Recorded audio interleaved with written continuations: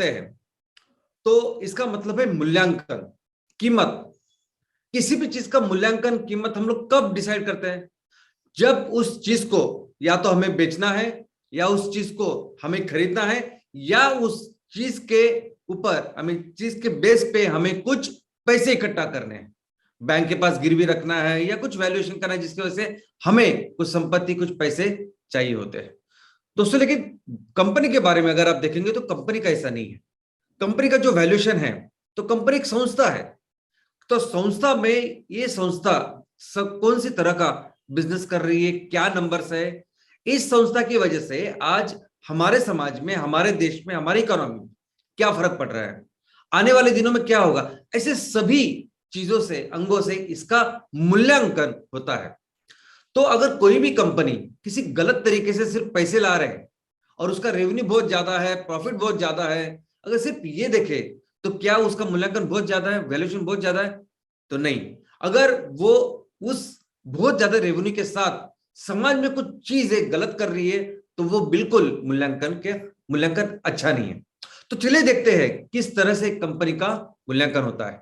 सबसे पहले तो ये समझते हैं कि कंपनी का मूल्यांकन यानी शेयर्स का मूल्यांकन, क्योंकि कंपनी बनती है उसके समभागों से, उसके शेयर से। शेयर्स क्या है? तो कंपनी के ओनरशिप का स्मॉलेस्ट हिस्सा। तो जैसे वो हिस्सा, जैसे शेयर का वैल्यूएशन बढ़ता है, वैसे कंपनी का वैल्यूएशन बढ़ता या कम होता है। दोस्तों, हमारे सामने दो तरह की कंपनियां होती है।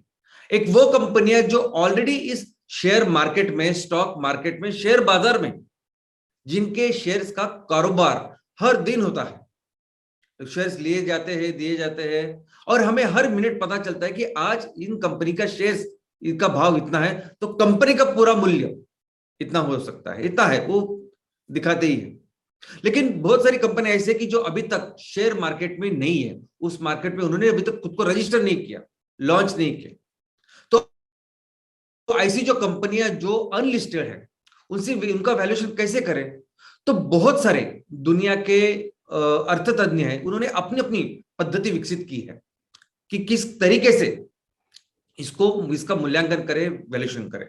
लेकिन ये सब जब भी हम लोग करते हैं, तब बेसिक चीजें, जो बेसिक हम लोग बाकी की चीजों के साथ हम समझते हैं, वैसे ही बेसिक फंडामेंटल्स हमेशा सेम होते हैं। तो समझते हैं कि देखिए, अभी तक मूल्यांकन आपने सिर्फ किसी प्रॉपर्टी के बारे में सुना होगा, आपके घर या आजू बाजू में।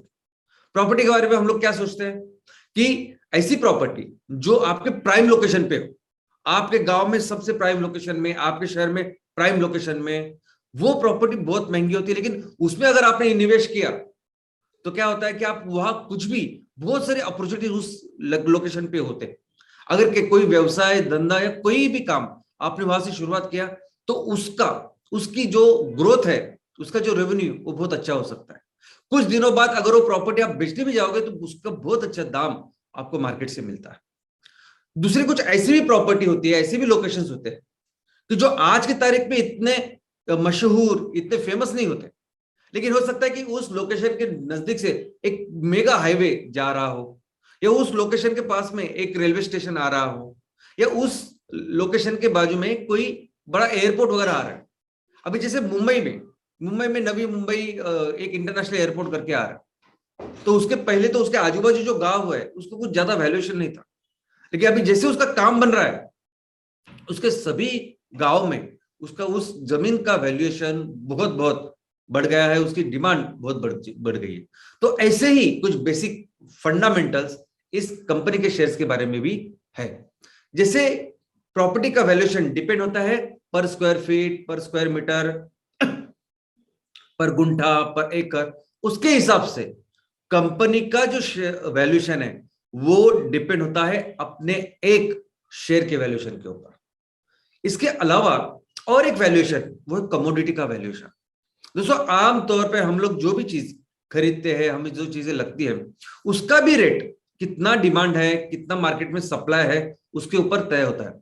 हम देखते हैं क्रूड ऑयल, कैसे क्रूड ऑयल का रेट कम ज्यादा होता है, कैसे सोने चांदी का रेट कम ज्यादा होता है। यही छोड़िए, अपना घर में जो प्याज आता है, आलू आता है, वो भी जब बहुत ज्यादा हुआ तो सस्ता हो जाता है, और नहीं रहा तो डिमांड जब वैसी ही रहती है तो महंगा होता है। तो ये सभी चीजें हमारे इस कंपनी के जिस सेक्टर में आपकी कंपनी काम कर रही है, जो प्रोडक्ट्स या सर्विसेज आपकी कंपनी बना रही है, उसका वैल्यूएशन फिर ऐसे ही मार्केट के डिमांड के ऊपर भी डिपेंडेंट है।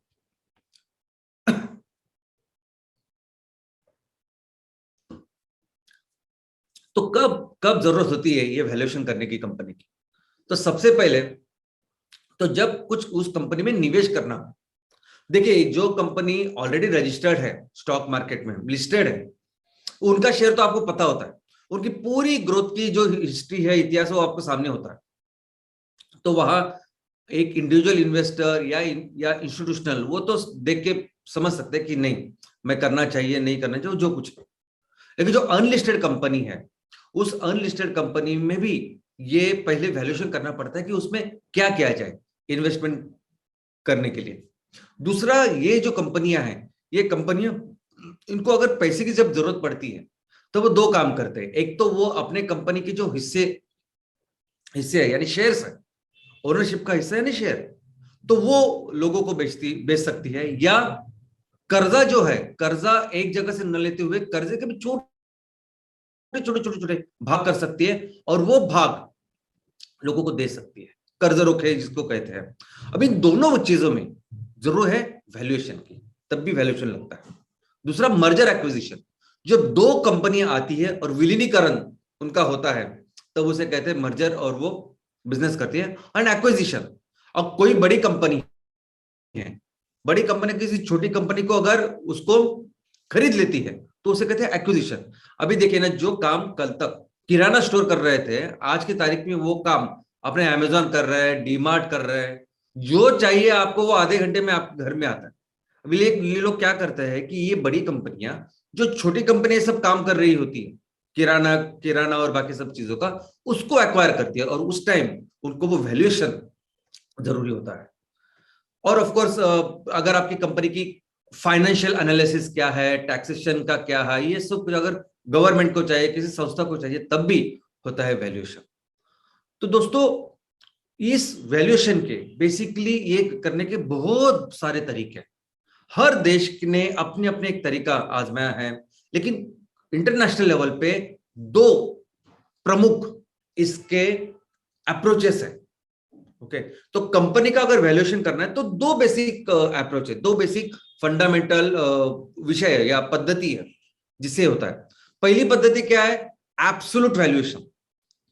कौन सी कंपनी है, किस सेक्टर में काम करती है, कब से चालू हुई है, तो जब से चालू हुई है तब से अभी तक उस कंपनी ने कितना प्रॉफिट किया, कितना टैक्स भरा गवर्नमेंट को, कितना असेट क्रिएट किया, इतने सालों में अगर कंपनी ने किसी से कर्जा लिया है तो क्या वो कर्जा चुकाया, किसी से कंपनी ने अगर पैसे लिए तो क्या पैसों के ऊपर उन्होंने क्या रिटर्न दी, ये सब कुछ एब्सोल्यूट जो कंपनी के परफॉर्मेंस है, नंबर्स है, उसके ऊपर एक वैल्यूएशन होता है।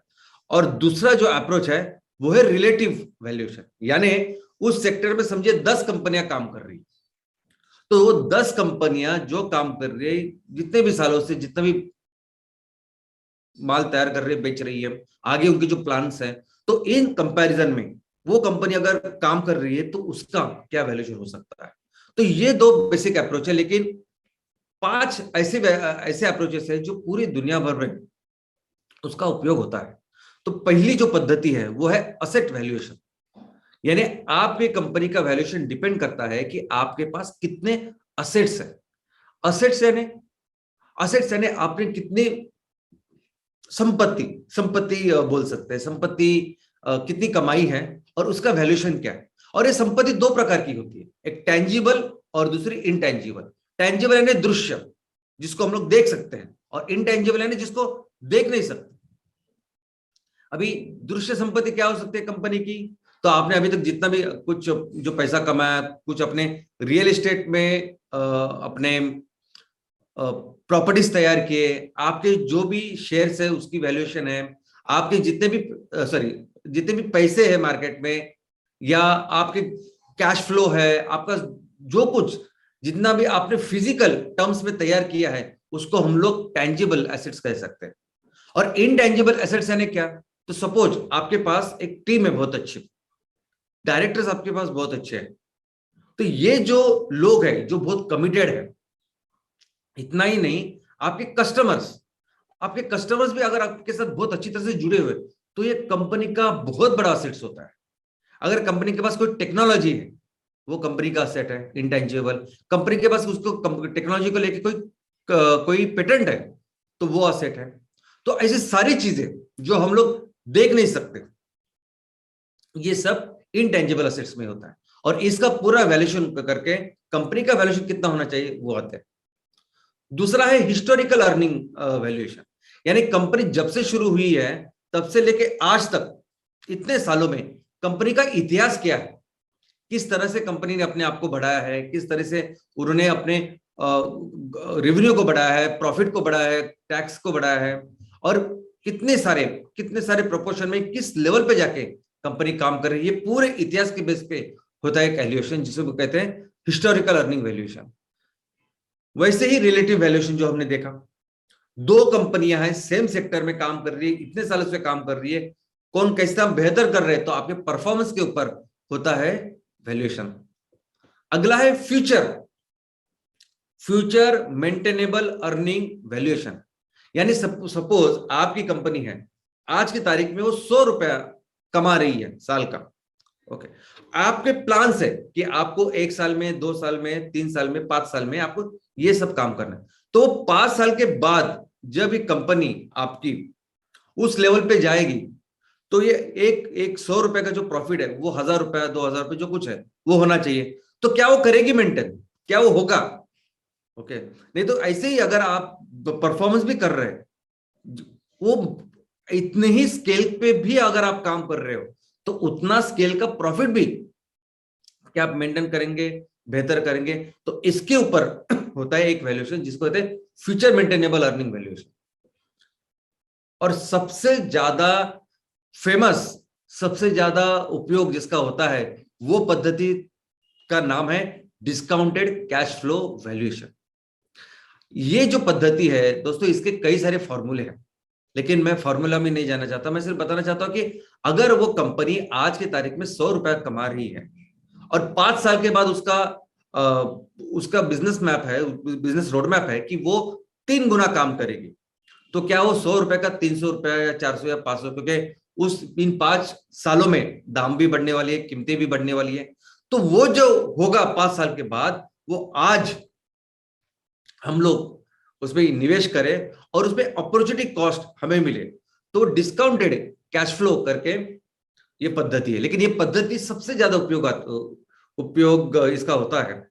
और इसमें एक्चुअली क्या करते हैं, कोई भी इन्वेस्टर, सबसे पहले तो आप किस सेक्टर में काम करते हो, कौन सा प्रोडक्ट, कौन सी सर्विस तैयार करते हो, पहले उसकी पढ़ाई करते हैं, और उसका क्या पोटेंशियल है, मार्केट, सब कुछ करते हो।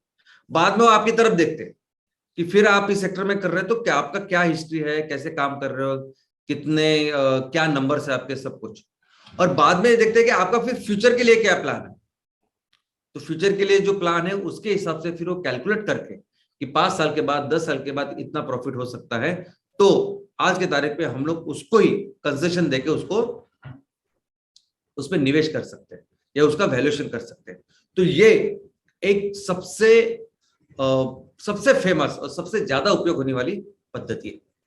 तो दोस्तों, ये तो रही पद्धति, डिफरेंट अप्रोचेस, और कई सारे इसमें और एंगल्स भी हैं।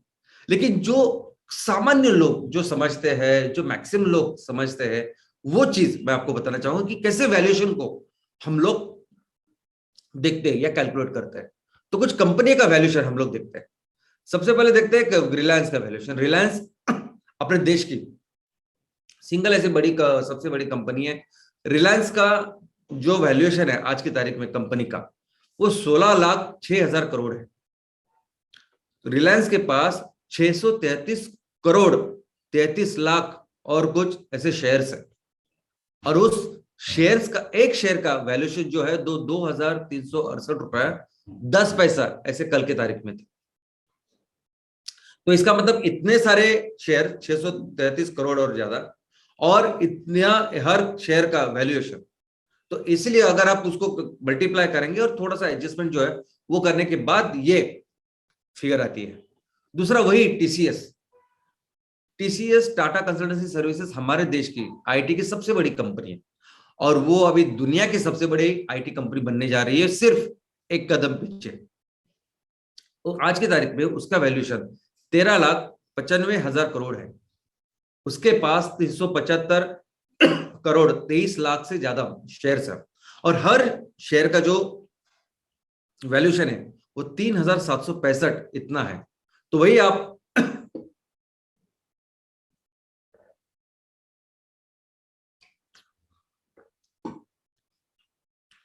वही अगर आप कैलकुलेट करेंगे तो उतनी फिगर आती है, उसका वैल्यूएशन उतना आता है। एप्पल एप्पल दुनिया की सबसे बड़ी कंपनी है। एप्पल दुनिया की पहली ऐसी कंपनी की जिसका वैल्यूएशन 225 लाख करोड़, $3 ट्रिलियन, हमारी पूरी इकोनॉमी अर्थव्यवस्था से भी ज्यादा इतना हुआ था। आज की कल के दिन में उसका वैल्यूएशन ऑलमोस्ट 200 लाख करोड़ है। टोटल शेयर 1633 करोड़ से भी ज्यादा शेयर है और हर शेयर की वैल्यूएशन अगर मैं रुपीज में कन्वर्ट करूं तो 12,219 इतनी है। तो दोस्तों अभी आप जानते हैं कि कैसे आज की तारीख में अगर कोई आदमी बहुत अमीर है तो अमीर का मतलब उसके नाम पे जो शेयर्स है उसकी वैल्यूएशन उतनी है। कंपनी सबसे बड़ी है, इसका मतलब उस कंपनी के शेयर्स का वैल्यूएशन इतना बड़ा है कि दुनिया में सबसे ज्यादा वैल्यूएशन उसका है। तो yes, let us come down to our companies. हर तहसील में आज हमने एक स्टार्टअप कंपनी की शुरुआत की जिसका नाम है एमसीएल बायोफ्यूल स्टार्टअप। अब इस एमसीएल बायोफ्यूल स्टार्टअप का कितना वैल्यूएशन होना चाहिए? तो हमारा एक सपना है कि हम अपने हर तहसील के हर स्टार्टअप को यूनिकॉर्न बनाएं। यूनिकॉर्न यानी ऐसी स्टार्टअप जिसका वैल्यूएशन $1 बिलियन से ज्यादा है। आज की तारीख में $1 बिलियन यानी 7,500 करोड़। मैं तो कहता हूं 7,500 नहीं, हमारा तो 10,000 करोड़ तक अपनी कंपनी जाएगी। आपको क्या लगता है? क्या मेरी एक ख्वाहिश है, मेरा सपना है कि ऐसा होने वाला है, कि मुझे इच्छा है नहीं ऐसा होना चाहिए होना चाहिए? ऐसा कुछ नहीं है। इसके लिए प्रॉपर एक साइंटिफिक आधार है, इसके लिए बेस है, फाउंडेशन है, जिसके आधार पर मैं सब कुछ बोल रहा हूं। और ये कैसे करेंगे, इसके लिए पूरा प्रॉपर रोड मैप है कि किस तरह से हम अपनी कंपनियों को ऐसी यूनिकॉर्न कंपनी बनाएंगे। दोस्तों दुनिया में सबसे बड़ा, ये दुनिया का सबसे बड़ा करियर है। अगर आपने अपने तहसील की कंपनी यूनिकॉर्न बनाई यानी $1 बिलियन की वैल्यूएशन की बनाई तो वो दुनिया का सबसे बड़ा करियर है। और कैसे बनाएंगे मैं आपको बताता हूं।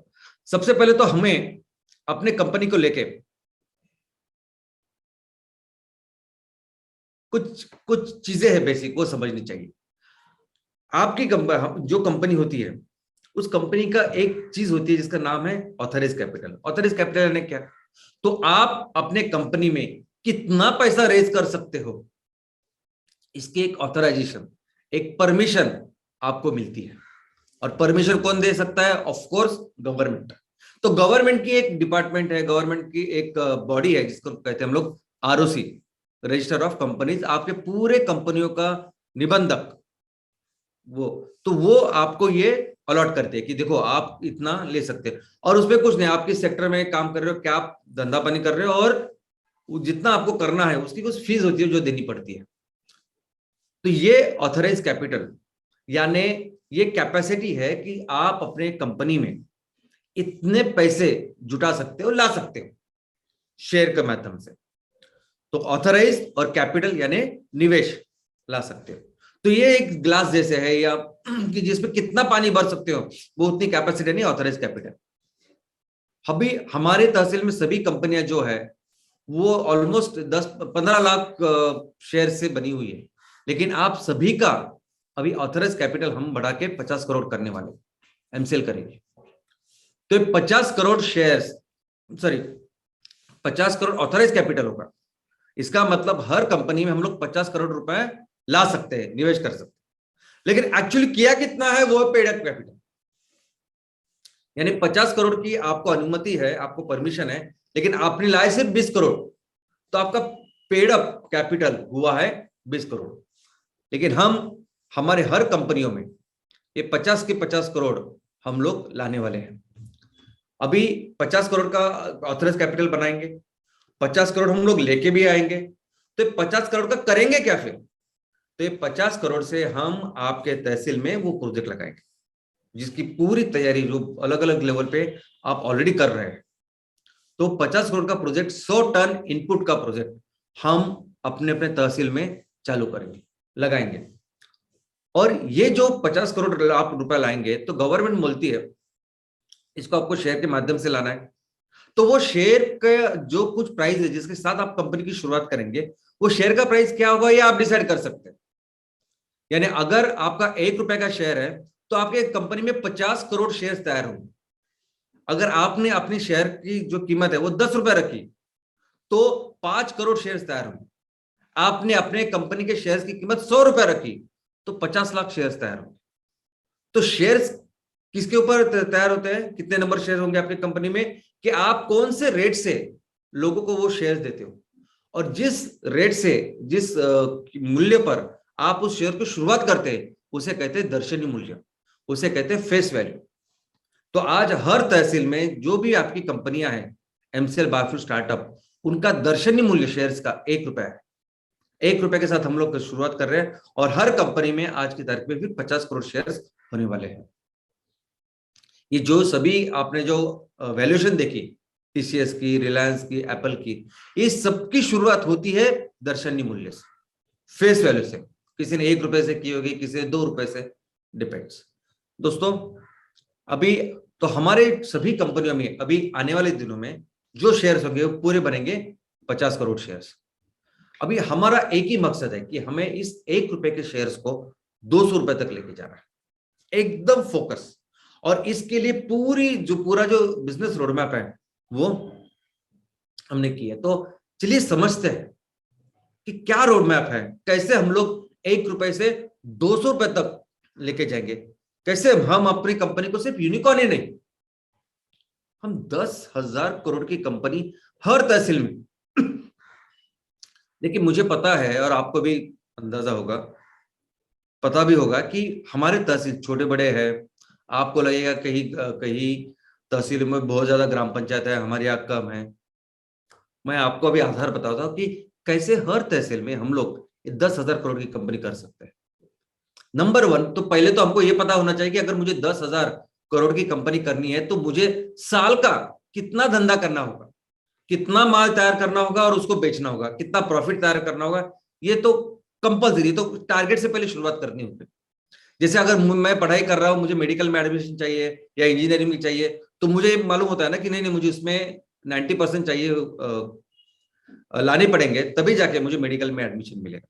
अगर मुझे नेशनल लेवल का रनिंग का चैंपियन बनना है, तो मुझे पहले ये टारगेट होना चाहिए कि देखो, मुझे अगर वो करना है, नेशनल लेवल का चैंपियन बनना है, रनिंग में एथलीट बनना है, तो मुझे 100 मीटर की दौड़ इतने सेकंड में करनी होगी, 200 मीटर की दौड़ इतने सेकंड में करनी होगी, 400 इतने सेकंड में, और बाद में सब कुछ। तो वैसे ही कंपनी को अगर उस वहां तक लेके जाना है, शेयर 200 रुपए तक लेके जाना है, तो कैसे करेंगे, देखते हैं उसके नंबर्स क्या होंगे, टारगेट से देखते हैं। तो मैं पहले आपसे सभी से रिक्वेस्ट करूंगा, क्योंकि और सभी इसमें सिर्फ बायोफ्यूल स्टार्टअप ही नहीं, सभी हमारे एमवीपी भी है। क्योंकि आप जो विलेज प्रोजेक्ट अभी कर रहे हो, अगर आप अपने ग्राम पंचायत लेवल पे कुछ इनोवेटिव काम कर रहे हो, अच्छा काम कर रहे हो, तो उसको हम लोग हर जगह रेप्लिकेट करें। और वो ऐसे ही एक 100 जगह भी रेप्लिकेट हुआ, तो आपकी भी कंपनी वो हो जाएगी यूनिकॉर्न, जो हम लोग बोल रहे हैं। दोस्तों, तो मैं आप सभी से ये रिक्वेस्ट करना चाहता हूं कि एक्चुअली जो कंपनियां यूनिकॉर्न बन गई है, बन चुकी है, वो कैसे काम करती है, उनके क्या क्या नंबर्स होते हैं। अभी इस आधे घंटे के सेशन में ये पॉसिबल नहीं कि हर कंपनी का मैं आपको पूरी डिटेल बता दूं। कंपनी का सेक्टर, कंपनी का फाउंडेशन किस तरह से काम करती है, और कंपनी का क्या रेवेन्यू है, आई मीन नंबर्स है, रेवेन्यू क्या है, प्रॉफिट क्या है, प्रॉफिट बिफोर टैक्स क्या है, सब कुछ सब कुछ। और ये आप जब जाएंगे, पढ़ेंगे, तब इसको आपको बहुत बेहतर आप जानेंगे, समझेंगे। अब मैं आपसे रिक्वेस्ट करता हूं कि प्लीज जाइए और इसकी पढ़ाई करिए। लेकिन ग्रॉसली अगर हम लोग बोले कि हमारा क्या टारगेट होना चाहिए बिजनेस का, तो जो टारगेट है वो कम से कम 1,000 करोड़ का बिजनेस आपने करना चाहिए अपने तहसील में। कम से कम 1,000 करोड़ और 1,500 करोड़, ऐसा हम लोगों ने एक रेंज रखी है। लेकिन कम से कम 1,000 करोड़ से लेके 1,500 करोड़ तक आपके तहसील में आपको माल दायर करना है और उसको बेचना है। तो और टैक्स जो है, सॉरी प्रॉफिट जो है बिफोर टैक्स, एबिटा जिसे कहते हैं, वो मिनिमम 200 करोड़ होना चाहिए और उसकी भी रेंज 200 करोड़ से लेके 500 करोड़ तक होनी चाहिए। असेट्स, आपकी कंपनी ऐसी होनी चाहिए कि जिसमें कम से कम लायबिलिटी हो, असेट्स ज्यादा हो। लायबिलिटी यानी खर्चा, कम से कम खर्चे वाली कंपनी हो आपकी। दोस्तों, हम देखो, अभी आपकी टीम है, आप टीम के साथ इतना अच्छा काम कर रहे हैं, जबरदस्त काम कर रहे हैं, लेकिन कोई भी आदमी उसे सैलरीड नहीं है। हम किसी को सैलरी नहीं देते। हर कोई उद्योजक है जो अपना बिजनेस इसमें इसको बढ़ा रहा है, हर कोई। और हर कोई इसमें, यानी अगर आपके कंपनी के जो बोर्ड मेंबर से लेके, टीम मेंबर से लेके चैनल पार्टनर तक, हमने इतना ऐसा रास्ता बनाया है कि अगर आप में वो गुण है, आप अगर विक्रमादित्य बन सकते हो, तो कल हमारे कंपनी के इस पूरे एमसीएल के सीईओ बन सकते हैं। ऐसा रास्ता हम लोगों ने तैयार करके रखा है। यहां तक के एमपीओ, हमारा जो एमपीओ मेंबर है, वो भी एक एंटरप्रेनर है। एक एमपीओ मेंबर जो आपके साथ अभी जुड़ा हुआ है और ऐसे 10,000 15,000 आपके तहसील में है, तो वो भी, मैं अपनी आमदनी कैसे बढ़ाऊं, ऐसे एक एंटरप्रेनर। तो हमने तो ये जो सैलरी वगैरह वो लायबिलिटी कम कर दी। जगह की भी हम लोग बोलते हैं कि आप अपनी जगह लेके आओ 10 एकड़, और नहीं अगर आपके पास, नहीं नहीं, अभी आगे, इसके आगे तो हम लोग पहले वो देखेंगे और बाद में ही लेते हैं लोगों को। लेकिन अगर नहीं है तो आप किसी ऐसे पार्टनर को पकड़ो जो जिसके साथ आप इक्विटी करके उस जमीन को अपने साथ ले लो। रेंट के ऊपर मत हो। तो कोई भी चीज ऐसी मत करो आप जिसके ऊपर फिर आपका वो चालू हो, हर महीने आपको देना है। ये लायबिलिटी कम से कम हमारी कंपनी के ऊपर होनी चाहिए। और यही हमने रखा है कि कोई भी लोन, कोई भी इंटरेस्ट किसी के सर के ऊपर ना रहे। चाहे वो ग्राम पंचायत लेवल के ऊपर अपना एमसीएल विलेज प्रोजेक्ट है, या तहसील के लेवल पे हमारा बायोफुल स्टार्टअप है, किसी के ऊपर कोई लोन लायबिलिटी हम लोग नहीं रख रहे हैं। और हम क्या कर रहे हैं कि जितने जितने भी पैसे कमाएंगे हमारे तहसील से, हम लोग कोशिश करेंगे कि उसके साथ हम लोग अपने तहसील में, अपने गांव में कुछ असेट्स क्रिएट करेंगे। कुछ भी हो सकता है, टेंजिबल और इनटेंजिबल। और एक ईपीएस एक चीज होती है जिसका भी टारगेट हमने रखा है। ईपीएस यानी अर्निंग पर शेयर। अगर आपके 50 करोड़ शेयर्स है तो एक शेयर के ऊपर आप कितना प्रॉफिट करते हो? तो हमने रखा है टारगेट 4, यानी हर शेयर के ऊपर 4 रुपया प्रॉफिट होना चाहिए। अभी ये ईपीएस, अर्निंग पर शेयर, अगर 1 रुपया 2 रुपया ये रहा तो एक बहुत अच्छा होता है। 1 रुपये से ज्यादा रहा, 1 से ज्यादा रहा तो अच्छा रहता है बहुत। तो वैसे ही हमने इस ईपीएस के लिए हमारे हर कंपनी को 4 का टारगेट रखा है। तो अभी देखते हैं कि पोटेंशियल क्या है। नंबर्स तो पता चले, टारगेट्स पता चला, करना क्या है पता चला। लेकिन अभी हमारे तहसील, जो मैं अपने जिस तहसील में काम कर रहा हूँ, आंध्र प्रदेश हो, तेलंगाना हो, यूपी, एमपी, जहां भी हो, उड़ीसा हो, तो किस तरह मेरे तहसील का पोटेंशियल है इसको समझते हैं। तो जो जितना पोटेंशियल उतना रेवेन्यू से शुरुआत करते हैं कि रेवेन्यू कितना कर सकते हैं हम लोग अपने तहसील में। तो सबसे पहले बायोफ्यूल्स, हम तो शुरुआत कर, सबसे इंपॉर्टेंट चीज जिसके साथ हमें शुरुआत करनी है हमारी तहसील में, वो है फ्यूल, ईंधन। बहुत सारे उद्योजक हमें रिक्वेस्ट करते हैं कि उनके ऑलरेडी कुछ चीजें हैं जो हम लोग तैयार करेंगे, बेचेंगे, लेकिन सबसे इंपॉर्टेंट चीज जिसके साथ हमें एस्टेब्लिश करना है मार्केट में, वो है फ्यूल्स, बायोफ्यूल्स। और मिनिमम जो बिजनेस बेंचमार्क है, मिनिमम जो बिजनेस आपको करना है ना हर तहसील में, वो कम से कम 100 टन पर डे का है। यानी 100 टन कम से कम ईंधन तैयार करके आपको बेचना है। लेकिन अपने तहसील में हम कितना बायोफ्यूल्स तैयार कर सकते हैं, कितना ईंधन तैयार कर सकते हैं? तो दोस्तों, हर तहसील में ऑन एन एवरेज आज हमारे देश में 30,000 हेक्टेयर इतनी जमीन है खेती योग्य। मैं एरिया की बात नहीं कर रहा हूं कि आपके तहसील का एरिया इतना है, नहीं। आपके हर तहसील में खेती की जमीन कितनी है? वो है 30,000 हेक्टेयर। अमेरिका के थोड़े से कम और पूरे दुनिया में सबसे ज्यादा इरिगेटेड लैंड अपनी है एरिया में। तो हर तहसील में 30,000 ऑन एन एवरेज, वो कम ज्यादा हो सकती है लेकिन ऑन एन एवरेज एवरी इतनी जमीन है।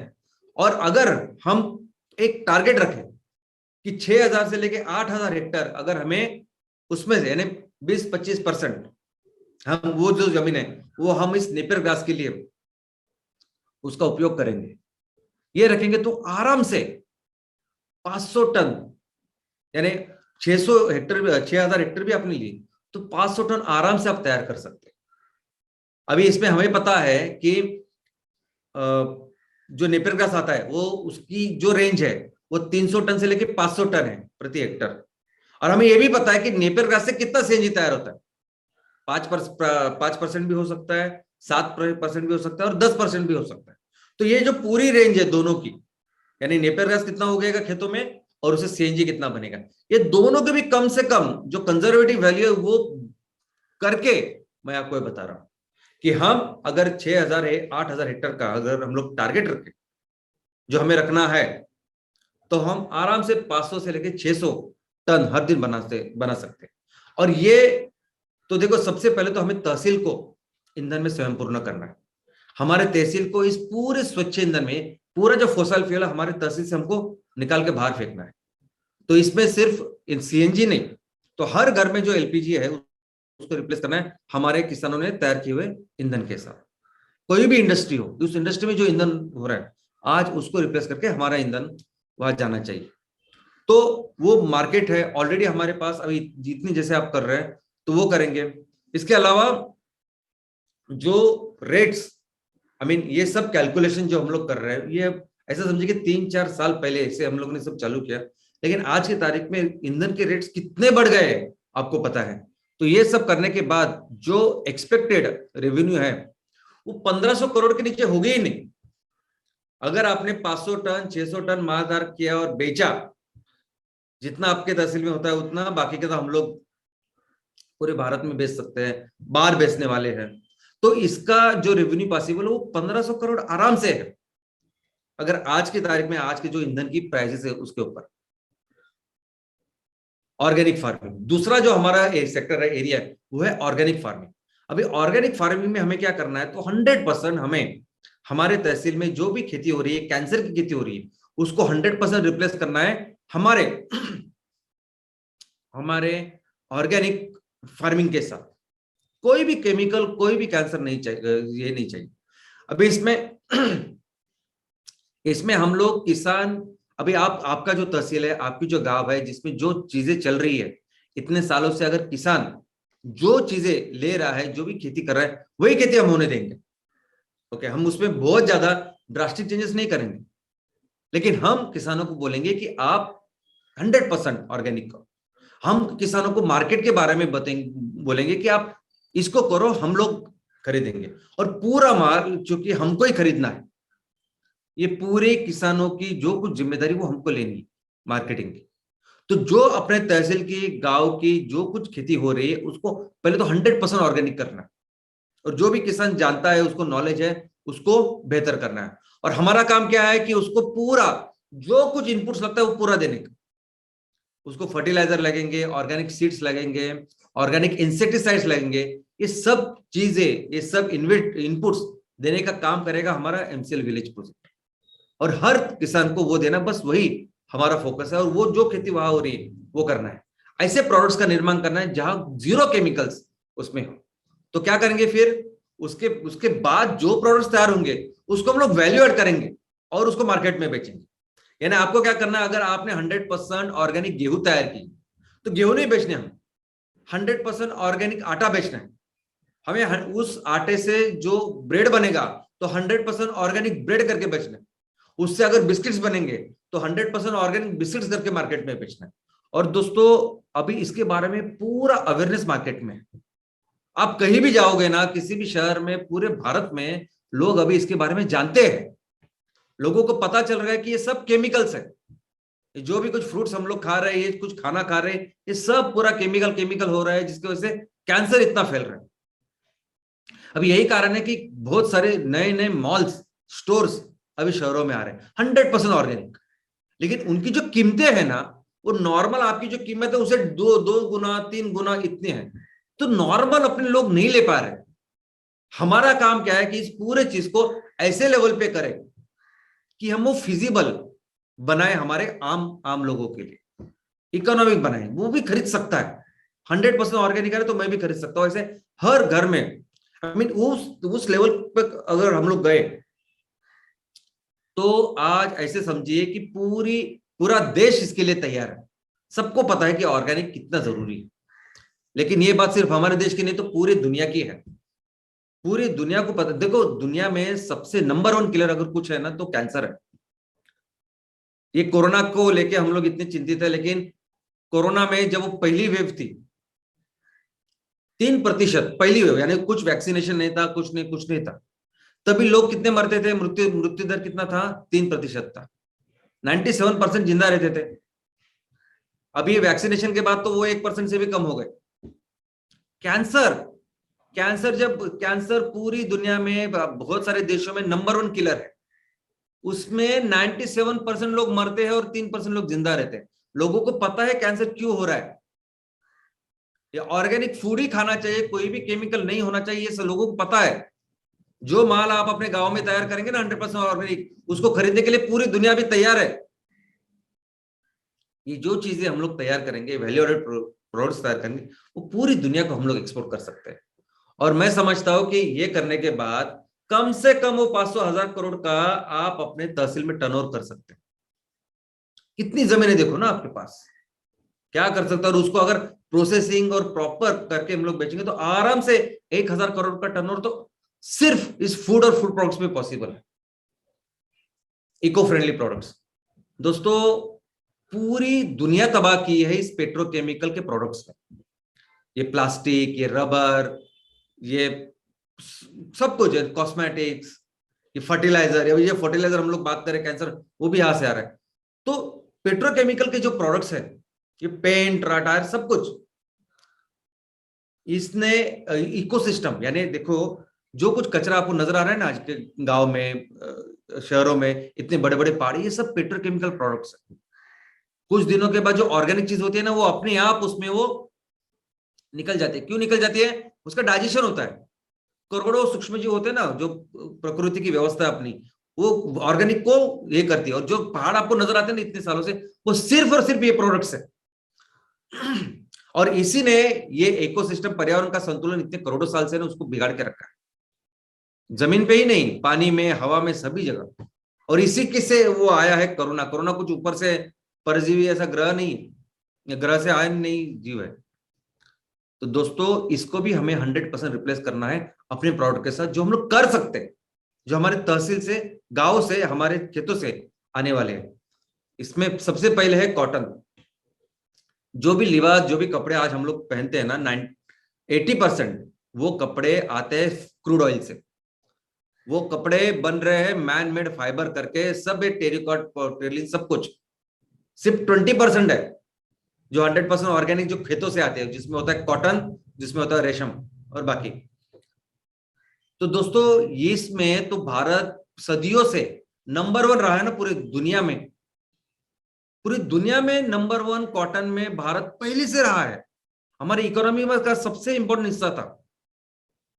आज भी, आज आपको याद, आई मीन आपको पता नहीं, ऐसे कई सारे स्टोर्स है, कई सारे ये कपड़े बेचने वाले दुकान है, जिसका एक भी दुकान भारत में नहीं है। एक भी दुकान भारत के किसी भी शहर में नहीं है। लंदन वो हाईफाई जगह पे है, लेकिन वो 100% उनका जो कॉटन है वो भारत से लेते हैं। 100, अगर आपका कॉटन सिर्फ कॉटन ही नहीं, अगर वो ऑर्गेनिक कॉटन है तो उसकी प्राइसेस तो और महंगी होती है। और ऐसे कपड़े हमारे देश से लेके आज वो लोग बेच रहे हैं और हमको पता भी नहीं। ये हम अपने तहसील में कर सकते हैं। दूसरा है बायोप्लास्टिक। अभी प्लास्टिक कैसे बनता है? उस क्रूड ऑयल से वो चीज निकलती है और उससे प्लास्टिक बनता है। वैसे ही हमारे खेतों में ऐसे पौधे का निर्माण हम लोग कर सकते हैं, खेती कर सकते हैं कि उससे भी वो एक द्रव बन सकता है कि जिससे प्लास्टिक जो चाहिए वो प्लास्टिक बन सकता है। अब ये प्लास्टिक की खेती हो रही है, बायोप्लास्टिक की खेती हो रही है, हमें पता ही नहीं।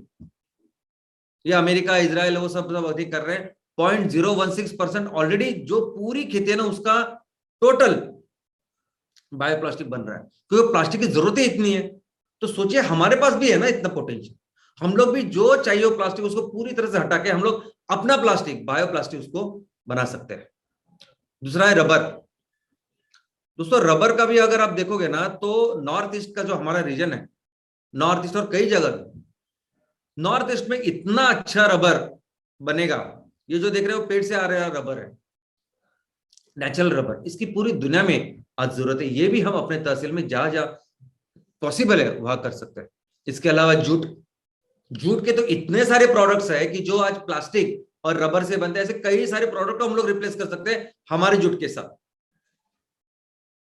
बांबू, बांबू शायद आपको पता नहीं लेकिन इतना उपयोगी है कि गवर्नमेंट ने एक मिशन चालू किया है, आपको शायद उसने आपको सुना नहीं होगा, नेशनल बांबू मिशन। और इसका मकसद क्या है कि जब मैक्सिमम जगह पे बांबू के प्लांटेशन को प्रमोट करें, उसके ऊपर जो प्रोसेसिंग बाकी सब कुछ उसको प्रमोट करें, क्योंकि इतनी चीजें बन सकती है बांबू से और इको फ्रेंडली, और इतना एप्लीकेशन है बांबू का।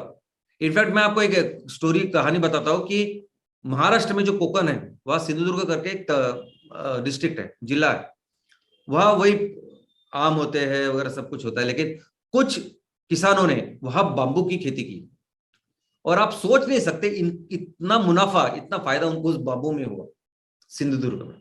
तो ऐसा कई जगह पे हम लोग अपने पे ही गांव में कर सकते हैं। और सबसे इंपॉर्टेंट, आप जिसको बिल्कुल नजरअंदाज नहीं कर सकते और पूरी दुनिया में हमारा हाथ पकड़ने वाला कोई नहीं, वो है हैंडीक्राफ्ट, हस्तकला। आज की तारीख में भी सबसे ज्यादा पैसे भारत कमाता है ना, वो हस्तकला से कमाता है। हमें सबसे ज्यादा जो एक्सपोर्ट करके रेवेन्यू आता है ना, वो सोने के ऊपर, हीरे के ऊपर जो कला कुशल करते हैं हम लोग, उससे आता है। जो तराशते हैं हम लोग, वो सिर्फ भारत कर सकता है, और इसलिए भारत को इतने सारे पैसे मिलते हैं उससे। ये चाइना के साथ हम लोग बिजनेस करते हैं, हम लोग जितना उसको देते हैं ना, चाइना को भेजते हैं, एक्सपोर्ट करते हैं, चाइना हमको 10 गुना हमको इधर बेचता है, इंपोर्ट करता है हम लोग चाइना से। यानी हम लोग 60,000 करोड़ का उसको माल देते हैं, वो हमें 5 लाख करोड़ का ऑलमोस्ट माल हर साल हमको बेचता है यहाँ।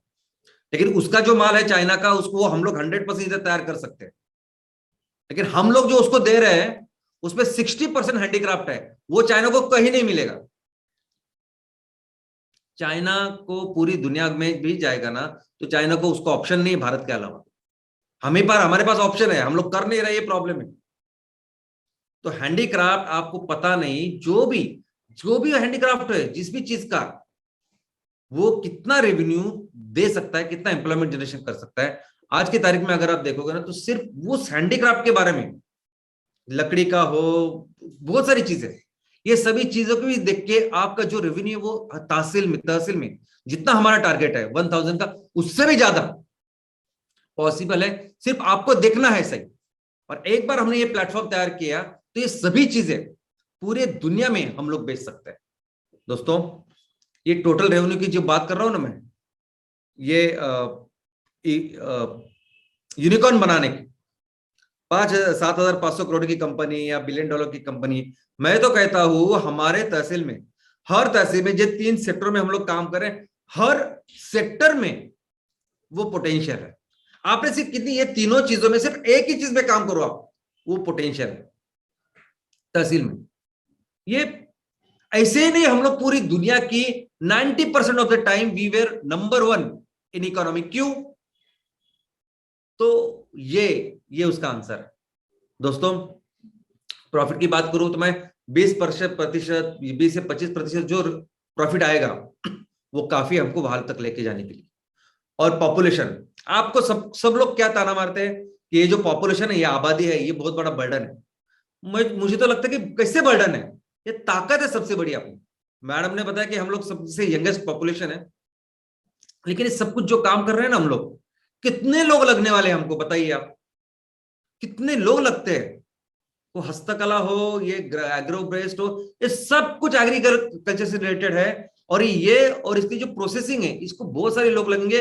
और हमारे पास सिर्फ लोग नहीं है, हमारे पास ट्रेंड लोग हैं, वो स्किल्ड मैन पावर पूरी दुनिया में ज्यादा हमारे पास है। और इस चीजों के साथ जो खेती हम लोग करेंगे, इस चीजों के साथ जो प्रोसेसिंग हो गई, आप कोई भी प्रोसेसिंग लीजिए, बांबू से लिए, बांबू लीजिए, जूट लीजिए, ऑर्गेनिक लीजिए, इतने इतने लोग लगेंगे वहां कि किसी को जरूरत नहीं अपना गांव छोड़ के यहाँ जाने की और धंधा पाने की करने की। दोस्तों, ये तो हुआ पैसे के बारे में। सोशल, सामाजिक हम लोग क्या करेंगे बदलाव, ये तो आपको अभी कंपेयर ही नहीं कर सकते हम, क्योंकि पूरा जो बिजनेस हम लोग हमारा है ना, वो पूरा फोकस है हमारा एग्रीकल्चर के ऊपर, कृषि के ऊपर। और आज भी हमारी जो अर्थव्यवस्था है ना, उस अर्थव्यवस्था में 50-50% 50% लोग, उनको जो एम्प्लॉयमेंट आती है ना, वो एग्रीकल्चर से आती है। तो सोचो, अगर इस कल्चर को हम लोग इतना मजबूत करेंगे तो पूरे देश की अर्थव्यवस्था अच्छी होने वाली। एम्प्लॉयमेंट, और एम्प्लॉयमेंट जनरेशन यानी ऐसा मत समझिए कि सिर्फ वो खेतों में काम करने वाले मजदूर चाहिए हम। आप अगर डॉक्टर हो, इंजीनियर हो, आप टेक्नोक्रेट हो, स्पेशलिस्ट हो, जो भी हो, सब लगने वाले आज गांव में, हमारे तहसीलों में। और अवेयरनेस एंड एजुकेशन का कार्यक्रम जो कर रहे हैं आप दोस्तों, इस 26 जनवरी को भी जो आपने किया, जो काम एज अ कंपनी स्टार्टअप करके आप जो कर रहे हैं, कितना जबरदस्त काम कर रहे हैं। आप सबका मैं दिल से अभिनंदन करता हूं, शुक्रिया अदा करता हूं। कोई नहीं करता ये काम। 26 जनवरी, इस 26 जनवरी आप सभी लोगों ने क्या किया? आप सभी ने ब्लड कैंप ऑर्गेनाइज किए, आपने ऐसे कंपटीशन, निबंध स्पर्धा आपने ऑर्गेनाइज की, आपने वक्तृत्व स्पर्धा की, रंगोली स्पर्धा की, आपने अपने गांव के जो भी सैनिक थे, जो भी वीर जवान है, उनको उनका अपने सत्कार किया। जो भी हमारे सीनियर्स थे जिनका कुछ कंट्रीब्यूशन, उनको बुलाया, उनको मान सम्मान दिया। कौन करता है? कचरे साफ सफाई का अभियान किया, कौन करता है? कौन सी कंपनी करती है बताइए आप? इसके अलावा हर हफ्ते जो हम सैटरडे सेशन कर रहे हैं, कौन करेगा बताइए आप? और ये फैक्ट्रीज के साथ ये सब काम जब आप चालू करेंगे, कौन सा कितना बड़ा बदलाव आप लोग लाएंगे, आपको पता नहीं है। ये समाज के लिए तो सबसे बड़ा काम, सबसे बड़ा कंट्रीब्यूशन मुझे लगता है हम लोग कर रहे हैं। और ऑफ कोर्स CSR। दोस्तों, ये सब बिजनेस करके, ये सब व्यापार करके जितना भी प्रॉफिट MCL के पास रहेगा, यानी हम लोग इन्वेस्टर्स को दे रहे हैं, सबको दे रहे हैं, और जितना भी MCL के पास रहेगा ना उस तहसील का, उससे 20% हम लोग MCL उनको तहसील में देंगे। तो सोचिए, वो पैसे, जितना ज्यादा पैसे हम लोग, जितना मेहनत ज्यादा करेंगे, जितना बिजनेस ज्यादा करेंगे, उतना ज्यादा पैसे हम लोग अपने तहसील के लिए लाएंगे। और सोचिए, उस 20% के साथ हम लोग क्या करेंगे बताइए? सबसे पहले तो एजुकेशन, शिक्षा। शिक्षा कितनी जरूरी है। बच्चों को अगर सही शिक्षा मिले उनके मातृभाषा में, तो आपको पता नहीं हम लोग क्या कर सकते हैं। ये शिक्षा ही है, शिक्षा नहीं है कि जिसकी वजह से मैं आपके साथ सामने यहां बैठा हूं। मैं जो कुछ हूं वो सिर्फ और सिर्फ इस एजुकेशन की वजह से। तो सोचिए, ऐसे कितने सारे बच्चे हैं जिनको अगर हम लोग सही दिशा में सिर्फ शिक्षा के ऊपर फोकस दें तो क्या कर सकते हैं। हमारे गांव में इतने सारे रिसोर्सेस है, लेकिन बेसिक चीजें, घर हो, पानी के बारे, ये चीजें नहीं है। इतना इंफ्रास्ट्रक्चर हम लोग तैयार कर सकते हैं। ये रही समाज की बात। हमारे प्रोजेक्ट्स के साथ, MCL के साथ हम लोग समाज में क्या करने वाले हम लोग देखा। एनवायरनमेंट, दोस्तों ये तीसरा एंगल है। ये एनवायरनमेंट का एंगल तो ऐसा एंगल है कि मुझे लगता है कि यही सबसे इंपॉर्टेंट। अगर मुझे कोई पूछे कि बिजनेस का क्या है ROI, रिटर्न ऑन इन्वेस्टमेंट, मैं तो शुरुआत करूंगा एनवायरनमेंट से। ग्लोबल वार्मिंग आज इतना बड़ा खतरा हमारे सामने है, और ऐसे लेवल पे हो रहा है कि हमारे टीवी पे, न्यूज चैनल पे, हमारे अखबारों में कुछ नहीं आना चाहिए, सिर्फ ग्लोबल वार्मिंग आना चाहिए। आपको क्या लगता है, वो पाकिस्तान से वो धूल की आंधी आई और मुंबई में आ गई, वो सब ऐसा आपने किसके वजह से हुआ? आपको क्या लगता है कि पूरे भारत देश में आज की तारीख में ठंडी की लहर है? क्यों हो रही है? क्यों आज भी कहीं बर्फ गिर रहा है, बहुत बड़े बड़े वर्षा हो रही है, जंगल में आग लग रही है, बर्फों में जो बर्फाच्छादित जो प्रदेश है वहां भी जो जंगल रहे वहां आग लग रही, क्यों हो रहा है? ये चीज इतनी सीरियस बन चुकी है, हमें पता ही नहीं, कोई बताता ही नहीं, कोई इसके बारे में सोचता ही नहीं। सबसे बड़ा काम जो हम लोग कर रहे हैं ना, हम लोग ये काम कर रहे हैं। क्योंकि इसका एक ही सॉल्यूशन है, हम लोग कितनी भी बातें करें, सॉल्यूशन एक ही है कि जो ईंधन, जो फॉसिल फ्यूल आप इस्तेमाल करो उसको 100% रिप्लेस करना होगा हमारे इस ईंधन के साथ। और ये नेपियर गैस जिसकी हम लोग खेती करेंगे ना, वो क्या करने वाला मैं आपको बताता हूं। सबसे पहले तो जो भी सीएनजी तैयार होगा, जो भी ईंधन तैयार होगा इस नेपियर गैस की वजह से, और उस ईंधन की वजह से जो भी कार्बन डाइऑक्साइड तैयार होगा, उसको 100% अपना नेपियर गैस लेगा। नंबर 1, सोखेगा, वो वातावरण में नहीं जाने देगा।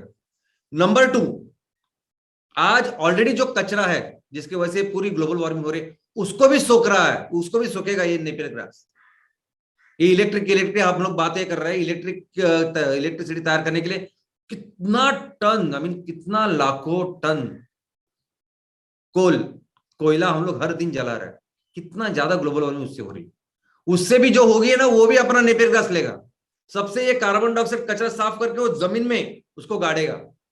कार्बन सिक्वेस्ट्रेशन, ये कार्बन न्यूट्रल फ्यूल जो हम लोग कर रही है, सबसे बड़ा सोल्यूशन है आज की तारीख में ये ग्लोबल वार्मिंग। मुझे तो लगता है कि जैसे हम लोगों ने किया ना कोरोना में लॉकडाउन, एक सेम वैसे ही लॉकडाउन जैसे करना चाहिए इस ग्लोबल वार्मिंग के लिए। इसका मतलब क्या, किसी ने भी कोई भी घर, कोई भी आदमी, कोई भी इंसान ऐसे ना होना चाहिए कि जो इसके खिलाफ कुछ काम करे। किसी ने भी ये केमिकल फार्मिंग से लेके किसी ने भी ये पेट्रोकेमिकल प्रोडक्ट्स को हाथ भी नहीं लगाना चाहिए। किसी ने भी जो ईंधन है ना, ये ईंधन जिससे अभी दुनिया जल रही है, बंद कर देना चाहिए। लेकिन अब ऐसा भी है ना कि बहुत सारे लोग करना भी चाहते हैं, लेकिन उसके पास ऑप्शन ही नहीं है, वही कर रहा है एमसीएल। क्यों इतने 200 नंबर्स में हम लोग कर रहे हैं, क्यों अपने टर्म से कर रहे हैं, उसकी कारण है।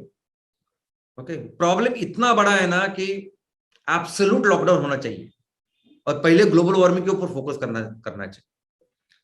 ये कैंसर कितनी बड़ी बीमारी बन चुकी, कितने सारे देशों में तो नंबर 1 की मारने वाली बीमारी है। वो श्रीलंका के जो राष्ट्राध्यक्ष थे, उन्होंने क्यों ऐसे कदम लिया कि 100% उन्होंने केमिकल फार्मिंग, उन्होंने फैसला लिया कि 100% केमिकल फार्मिंग नहीं होने देंगे, ऑर्गेनिक फार्मिंग ही करेंगे। लेकिन प्रॉब्लम यह था कि फर्टिलाइजर नहीं मिला, तो इकोनॉमी सब गड़बड़ाई, सब्जी विब्जी जो कुछ है वो नहीं बन पाई। अब हमारे देश में तो, हमारे तहसील में हम लोग जो अभी काम करने वाले 100 टन का ईंधन तैयार करेंगे तो 150 टन हमारा तो फर्टिलाइजर तैयार होने वाला। तो सोचे 500 टन जब हम लोग तैयार करेंगे तो फर्टिलाइजर कितना तैयार करेंगे। सिर्फ श्रीलंका को नहीं, पूरी दुनिया को फर्टिलाइजर दे सकते, इतना अपना पोटेंशियल है अभी। ये भी एक बहुत अच्छा काम हम लोग करेंगे। इसके अलावा अगर हम लोग ने ये काम किया ऑर्गेनिक फार्मिंग का भी, ये पर्यावरण का संतुलन इस तरह से रहेगा कि न जाने कितने सूक्ष्म जीव, कितने सारे, हम भी जीव ही वैसे, तो कितने सारे लोगों के लिए हम लोग अच्छा काम करेंगे। और ये पेट्रोकेमिकल को रिप्लेस करना, ये जो, और ये पेट्रोकेमिकल सिर्फ पानी जमीन पे नहीं, पानी हो, हवा हो, ये कचरे के इतने बड़े बड़े पहाड़, ये सिर्फ और सिर्फ पेट्रोकेमिकल्स है। पर्यावरण संतुलन अगर किसने बढ़ा तो सिर्फ और सिर्फ ये पेट्रोकेमिकल ने ही किया है। फेस वॉश से लेके साबुन तक किधर भी ये पेट्रोकेमिकल नहीं चाहिए। ऐसा काम हमें करना चाहिए, करेंगे दोस्तों। केमिकल फ्री, ये पेट्रोकेमिकल फ्री वर्ल्ड हम लोग उसके तरफ काम करेंगे। और ये काम करने का, ये प्रोडक्ट्स तैयार करने का पोटेंशियल आज भारत में है, अपने देश में। और एक जीरो वेस्ट कैंपेन हम लोग लेके आएंगे गांवों में, शहरों में।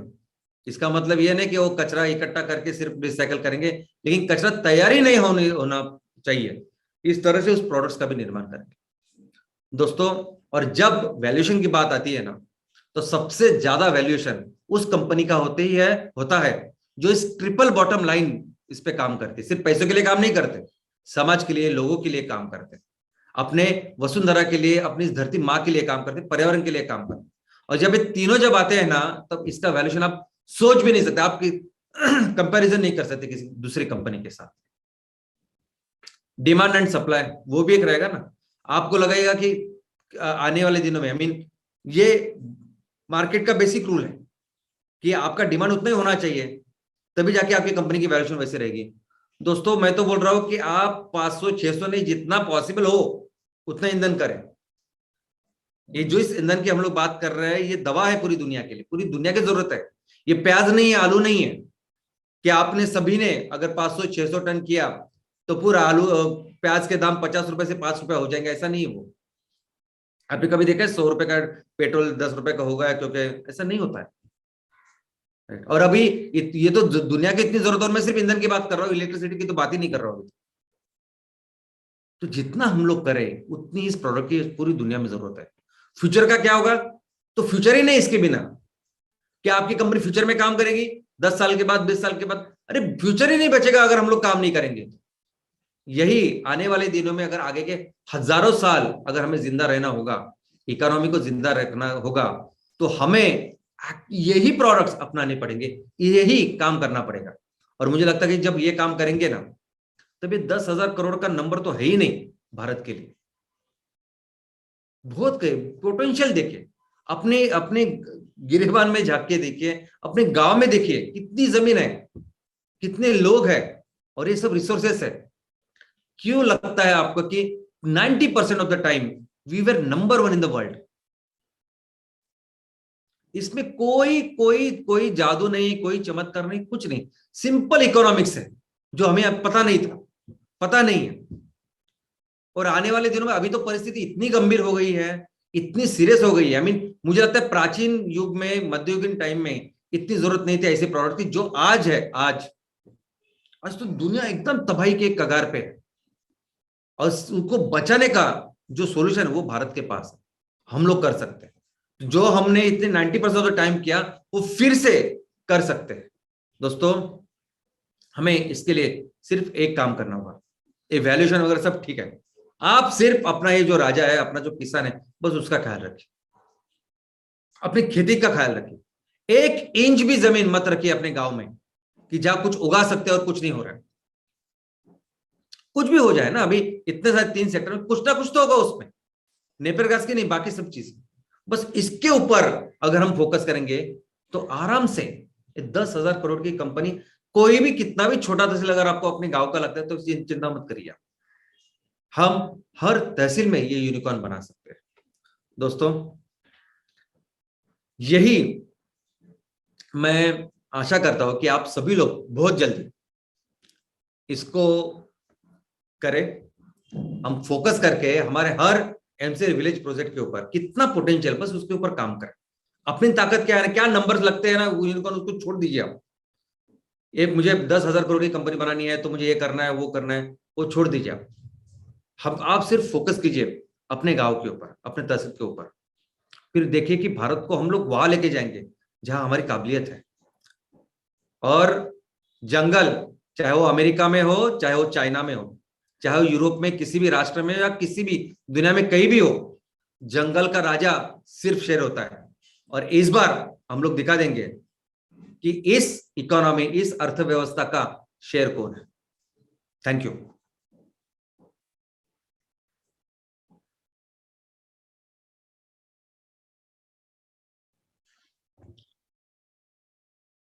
Thank you very much, Cham sir.